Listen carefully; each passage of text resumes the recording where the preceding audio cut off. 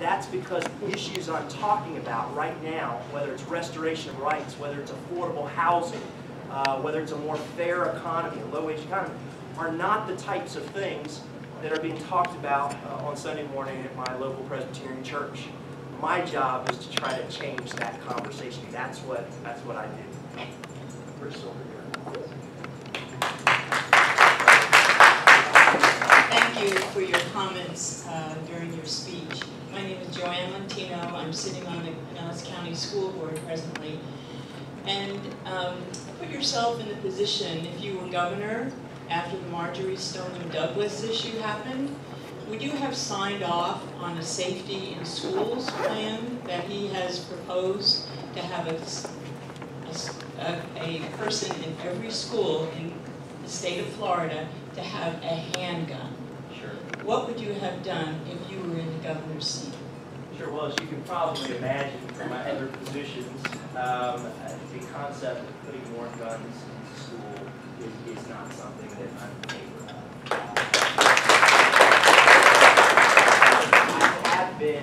I've put forward, however, what many people believe is the most ambitious policy in the state of Florida to fund the type of work that keeps our kids safe. It's called the Every Kid Fund for Gun Violence Prevention. And in part, it is a tax on bullets. So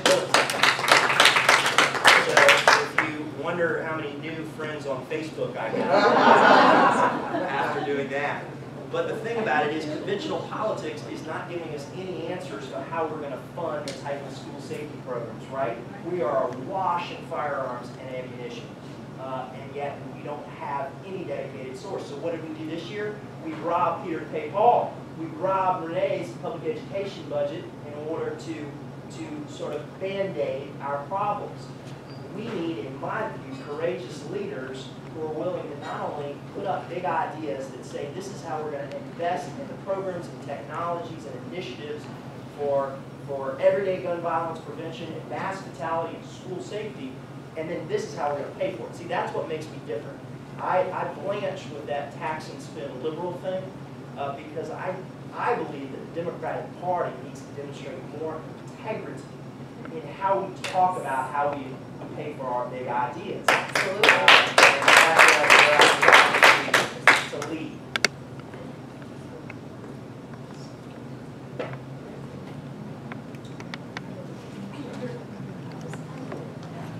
Yourself. Start. Hi, I'm Corey Adler. I've heard you mention that you're a proponent of legalizing marijuana. I'd like to know what your plan is to, one, what your priorities are for funding with the dollars that would be raised from taxes, Sure. and how do you ensure that minority farmers are part of the are part of the group instead of always being thought of last? Sure. Well, this was an issue I evolved on. To be very honest, when I started this campaign 18 months ago, I very much was aware that we had botched medical marijuana in the state of Florida, right?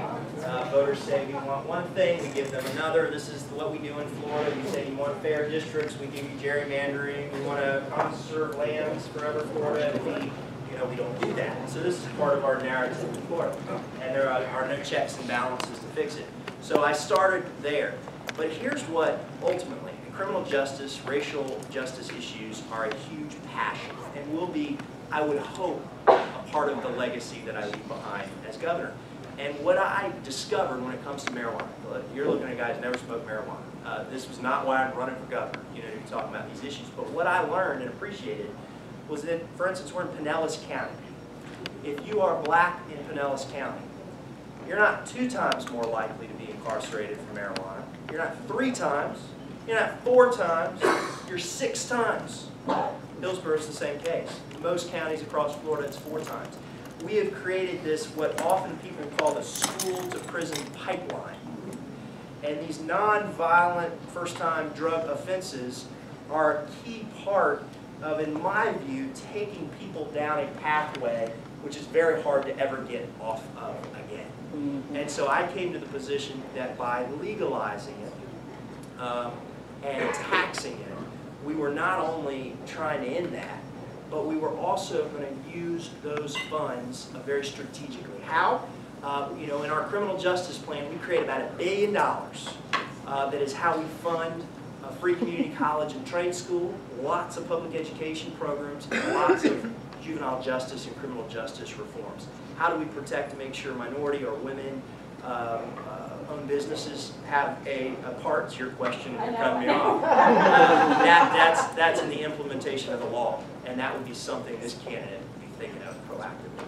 Thank you for the question. I'll go with Marilyn and then right here, because you have my mother's name. So.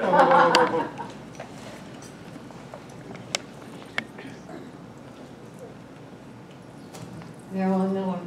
Chris, I appreciate you being here today, and you've mentioned a lot of topics. I'd like to know what your top priority might be when you become governor. You haven't mentioned transportation or the Everglades. Yes, well, let's talk Everglades. Let's just do that. Priority, Marilyn, you know my mind. So, you know, this is another issue that I think I've differentiated and distinguished myself on if you follow my race. You know, I have argued if you care about Everglades restoration, if you care about clean water, if you care about rising seas and climate change, and you are not willing to stand up and acknowledge the extraordinary and corrupting influence of the sugar industry on affecting all of those things, that's in many ways why we're not making progress. I was the first candidate in a generation, first speech, to say I'm not going to take their money, and I'm not going to be beholden when it comes to Florida's environment. And I think that's what has separated me from the candidates in my field right now, because it's not for lack of solutions that manatees and dolphins are washing up on Sarasota, right? It's not for lack of solutions. It's not for lack of science. It's not for lack of ideas. We've had this since Bill Clinton was president, Jeb Bush was governor. We've known what to do. We've known that water has to go south. We've known that our water quality standards north of the lake have to be improved. We've known all these things, so why aren't we doing them? We're not doing it because, in my view, one industry has owned elected officials on both the left and right. This is not an anti-Republican. This is both parties. And I can't even tell you, I was up speaking at a total statewide Democratic convention, and I couldn't believe with the leadership I've shown on this issue and how people are following me all over the state. U.S. Sugar and Florida Crystals had key sponsors at that event right in front of me as I'm speaking. That's how ingrained we are. I don't want to vilify a company. I will work. They will be at a table and, you know, advocate. I just don't believe I got to be the zealous advocate for one industry.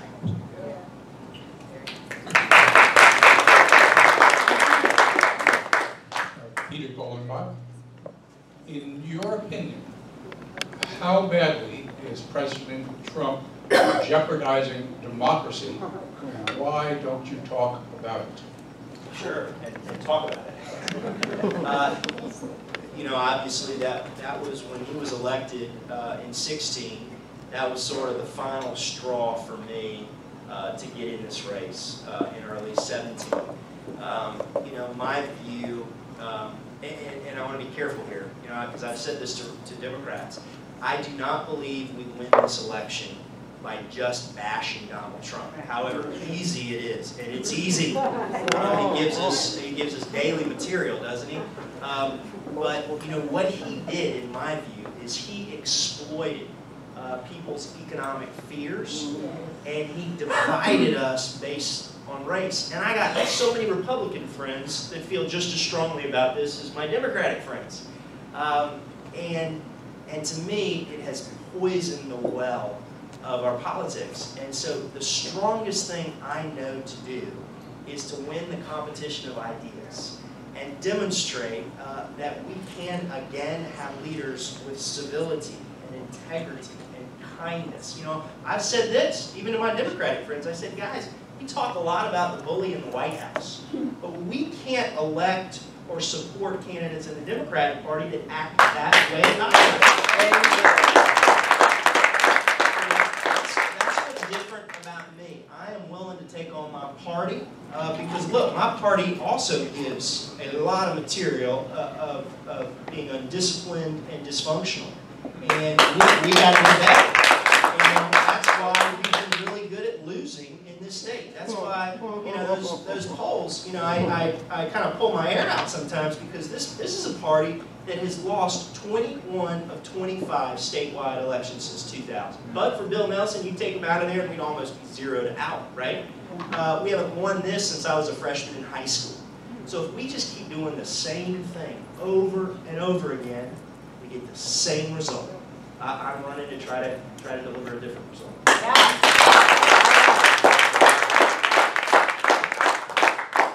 I'm Arlen Riley. Thank you very much.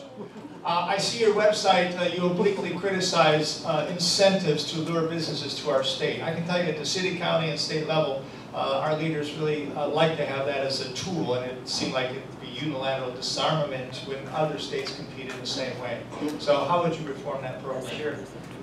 Yes, for me, and this is something I've spoken a lot about, and I recognize, I've not said never, and I recognize the power of certain incentive packages to lure business. But here's my concern. As an entrepreneur, as somebody who has supported, helped entrepreneurs in Florida and Haiti and Africa and all of our work, is that for me, our vision of economic development and growth in Florida has been too often about luring these massive out-of-state corporations to open up satellite offices in Florida with low-paying jobs. And you know, in my community of Orlando, we had a very celebrated incentive package of nearly, I think, $300 million to attract the Burnham Institute 8 to 10 years ago. That has shut down, has been closed. You know, my vision is that there is a place and appropriate role for some incentive packages, but they have to make sense, and we have to be able to demonstrate they lead to higher paying jobs. To me, Florida is willy-nilly, whether we're talking about the incentive structure and enterprise, whether we're talking about how we grow. Remember, we used to have something called the Department of Community Affairs, if you remember, which was our government watchdog that helped us grow smartly. Well, that was dismantled, right? And so there is no government, the other use of the term, there is no pushback. I mean, I talked about in the last debate, did anyone watch the last debate? A few people. Well, check it out. It's good stuff. You know, I talked about the fact that there is a giant, the biggest mall in the nation is being built and developed right now on the edge of the Everglades. It will be a mecca for low-paying jobs. You can't make this stuff up. You can't make it up. And that's what's different, I think, about my leadership. Yep.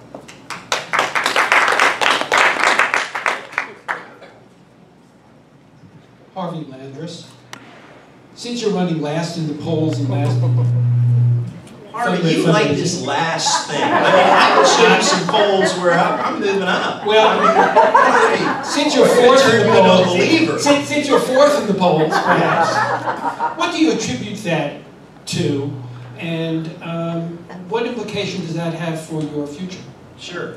Well, you know, I would suggest that in many ways, you know, this is a David and Goliath-like battle, right? I'm running in a party that hasn't won since I was 14.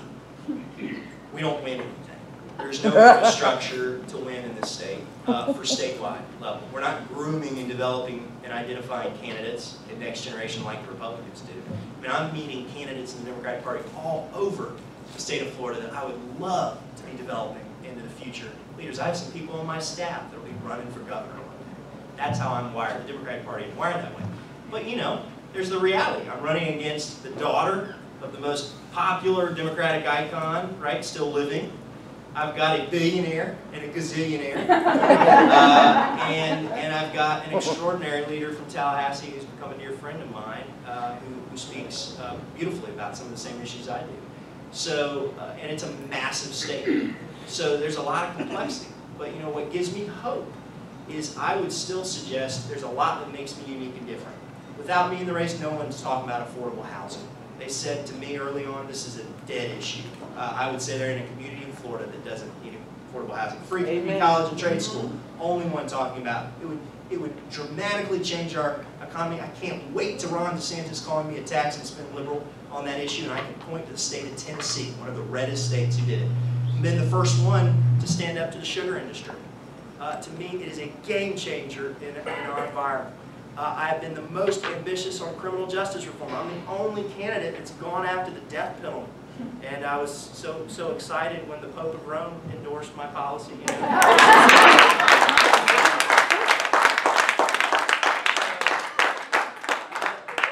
That's what I get up and think about in the morning. If I'm not in the race, nobody's talking about those things. And yesterday, I'll end with this. I know you'll put up the time on me. You're a tough time killer. It was like yesterday. For me, it is a tragedy that there aren't more white voices that are talking about these racial issues and stand your ground and what happened with more passion and energy. But that was my opportunity yesterday. That's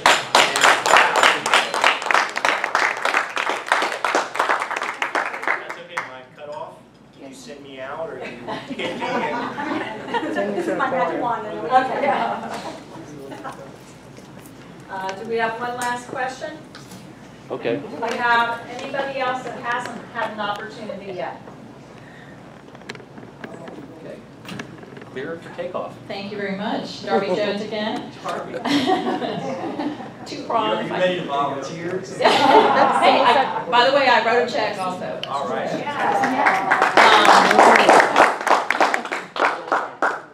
Don't forget Mosaic when you go after the big business.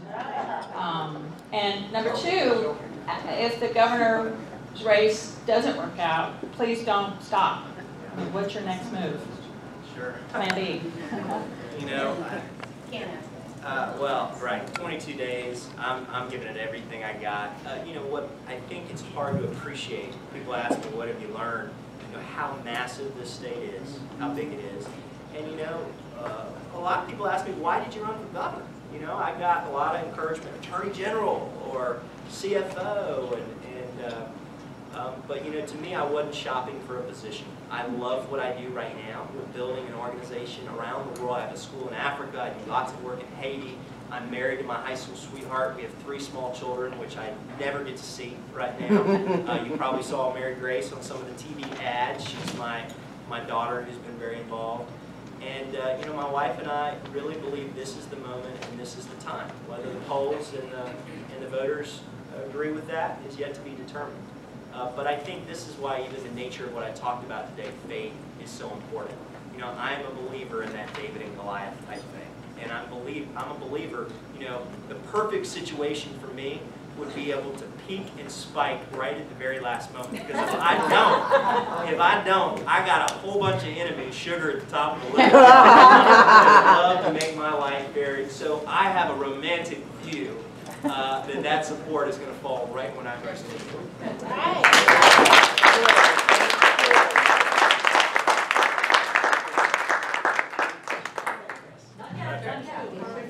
Thank you, Chris, for coming out today. We appreciate the journey long and far.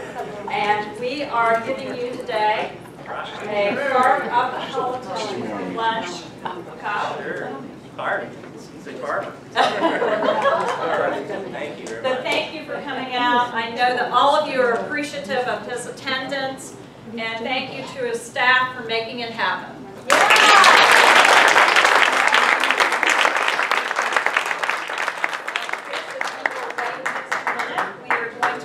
The fang and claw. Come on, Harvey. 1 minute, 1 minute.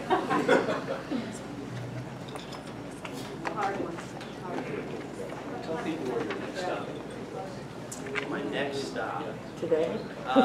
You know, today we're doing a bunch of things. I only look about 2 hours in advance. I am, I think, with a large group of Muslim officials and leaders over in Tampa. My next stop before the end of the day. Would it be possible to get Oh, one thing, I'm sorry. Thursday, I apologize. Thursday, it would be the next televised event, just so people, I don't know if it comes here, not a debate, we're done with debates, but it is an interview, a 12-minute interview out of Jacksonville that should be pretty good for all the candidates. So that's Thursday, I think 7 o'clock. Sorry. Okay, our Fang and Claw Award winner is Joanne Latino. Your question about school safety. All right.